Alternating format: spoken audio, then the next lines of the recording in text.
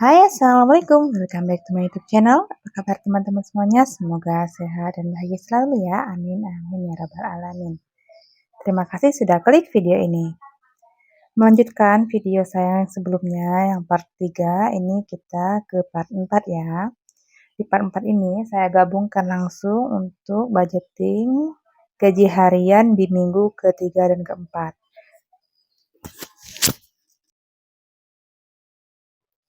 Seperti yang pernah saya jelaskan di video sebelumnya, bahwa metode pengaturan gaji harian ini yang saya dapatkan dari saya bimbingan teknik ya, BIMTEK. Kita pernah BIMTEK tentang modul keuangan, yaitu pengaturan uang jika gaji kita itu harian. Nah, biasanya saya juga itu mensosialisasikan kepada ibu-ibu peserta KPM PKH ya. Di pekerjaan saya itu, saya selalu menjelaskan pada mereka saat pertemuan peningkatan kemampuan keluarga tentang pengaturan keluar masuk pendapatan dan penghasilannya.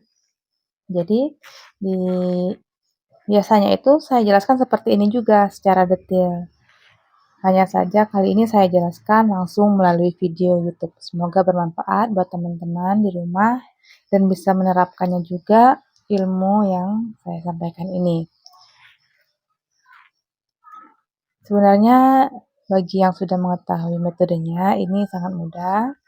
Hanya saja untuk penerapannya agak repot ya sebenarnya. Tapi berhubung penghasilan kita itu sangat terbatas, jadi mau nggak mau kita harus sebisa mungkin mengaturnya. Jangan sampai setiap akhir bulan, belum sampai akhir bulan kita sudah mengeluhkan uang kita kemana. Uang kita habis, tidak cukup, tidak bayar BPJS, tidak bisa bayar PAM, tidak bisa beli ini, itu, tidak bisa sedekah, bahkan tidak pernah menabung sedikit pun. Sedangkan kita sangat membutuhkan tabungan, walaupun sedikit, minimal kita punya dana darurat.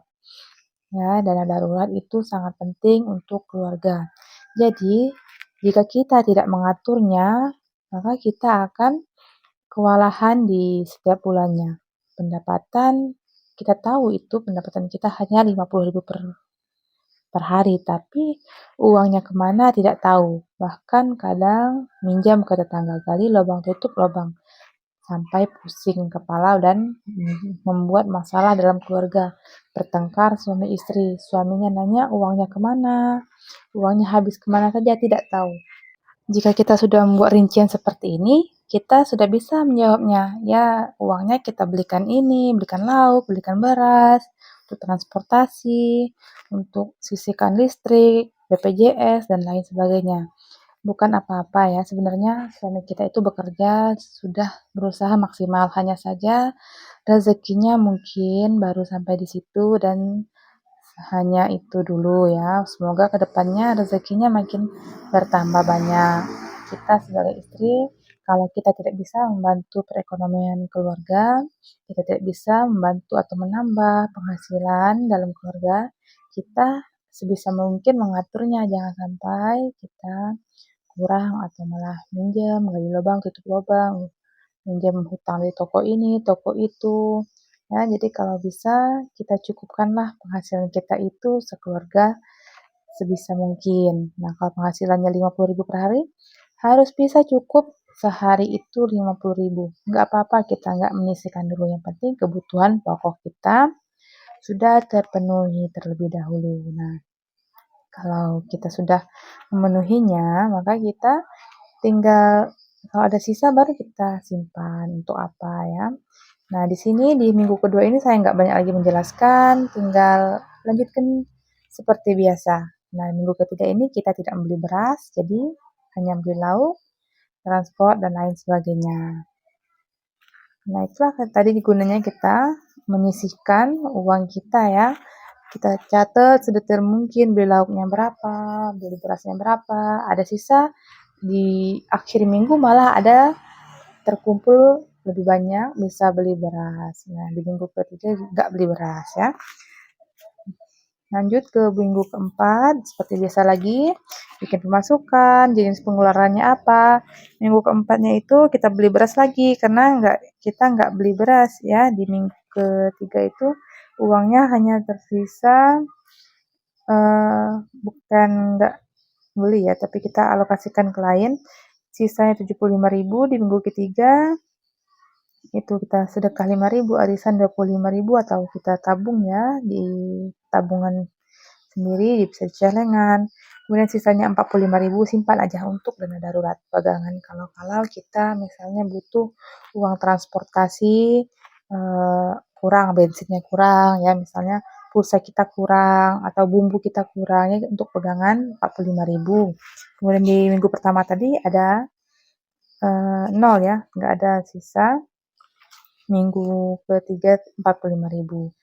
Di minggu keempat, saya langsung rangkum aja di sini ya, satu video minggu ketiga empatnya, karena nggak banyak penjelasan juga. Seperti biasa aja, tulis listrik, beli beras, beli lauk, simpan uang listriknya untuk 25.000 per minggu, berarti bisa 20.000 dulu, atau 5.000 dulu, 10.000 dulu. Yang penting kita masukin ke amplop dalam seminggu itu cukup 25.000. Jadi sebulannya 100.000, baru kita belikan token. Atau kita beli tokennya 25.000 per minggu juga bisa. Tapi kalau BPJS itu kita simpan 20.000 per minggu. Per bulannya baru kita bayar setor 75.000 segitu ya. Kira-kira jumlahnya seperti itu. Kemudian untuk transportasi juga kita simpan di amplop sampai kalau mau menggunakan baru kita ambil. Tapi kalau tidak kita gunakan, kita simpan aja di amplopnya. Nah, di sini ada juga sisa-sisanya ya, sisa pengeluarannya ada totalnya 34.000. Bisa kita sedekahkan 5.000, kita tabung 25.000, sisa 4.000 kita simpan lagi itu dana darurat. Walaupun 4.000 ya kita simpan, itu suatu saat kita tambah lagi di minggu-minggu berikutnya untuk dana darurat, itu sangat-sangat penting pas kita butuh ya. Misalnya ban motor kita bocor, nah untuk nambal ban kan kita butuh uang ya, sekitar berapa? 10.000 gitu. Jadi uang dana darurat itu sangat penting juga untuk pegangan kita. Kalau nggak penting-penting amat, jangan kita keluarkan. Bisa untuk kita saving atau kita tabung juga ya. Nah, misal satu minggu itu lebih dari 28 hari, misalnya 30 hari atau 31 hari, lanjut lagi, kan kita penghasilannya harian 50.000, beli apa lagi? Beli beras, beli lauk, kita lanjutkan untuk seminggu ke depannya lagi, 7 hari ke depannya lagi ya. Nggak harus 1 bulan. Yang penting kita per minggu aja kita hitung kalau untuk gaji harian. Kunci sukses suatu rumah tangga itu ya sebenarnya dipegang oleh manajernya. Ya, boleh yang suami yang pegang, boleh juga istri yang mengendalikannya. Tergantung kesepakatan masing-masing pasangan. Jadi kita kalau suami yang megang, dia yang mengatur keuangan, lebih enak malah. Kita tinggal santai, masak, free ya. Masak maksudnya sudah beres, dibelikan, nggak mikir lauk apa, budgetnya ada, kemudian nggak mikir uang listrik, nggak mikir uang beras, uang pulsa, dan lain sebagainya. Tapi kekurangannya itu ya kita nggak pegang uang, kita nggak pegang uang banyak, dan kita ngerasa kita itu nggak dipercaya ya sebenarnya. Nggak dipercaya sama suami, tapi kurang lebihnya ya disyukuri aja, nggak apa-apa. Mungkin suami lebih pandai dalam mengatur dan mengelolanya. Kita mengalah aja kalau suami yang lebih bisa ya mengaturnya. Tapi kalau suaminya malah dia yang boros, nah kita yang ambil kendali, kita yang atur sebisa mungkin agar keuangan keluarga bisa stabil. Walaupun pendapatan kita sedikit, tapi kita masih bisa sedekah. Insya Allah, semoga dengan sedekah itu bisa menarik rezeki-rezeki yang lainnya datang ke keluarga kita. Bisa berupa kesehatan, bisa berupa suasana keluarga yang harmonis, anak yang penurut atau soleh, soleha.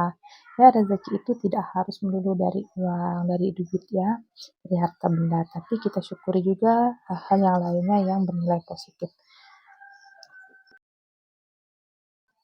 Nah, kalau kita dipercaya memegang, mengendalikan, mengatur keuangan keluarga, ya seperti ini tadi, kita hitung dulu berapa kebutuhan pokok kita, kewajiban kita, misalnya anak sekolah, iurannya kita catat, jajan anak kita catat, kalau bisa dikerucut, jajannya jangan terlalu besar ya, kita buat cemilan, makanan kalau untuk anak, kemudian eee, kita bisa mengatur untuk kewajiban lainnya, listrik, PAM, BPJS, pulsa, transportasi, dan lain sebagainya. Nah, apapun keadaannya kita syukuri ya. Untuk pengaturan budget bulanan atau mingguan atau harian itu sama saja, yang penting kita konsisten dan bisa mengendalikannya. Terima kasih sudah menonton videonya sampai selesai. Wassalamualaikum warahmatullahi wabarakatuh.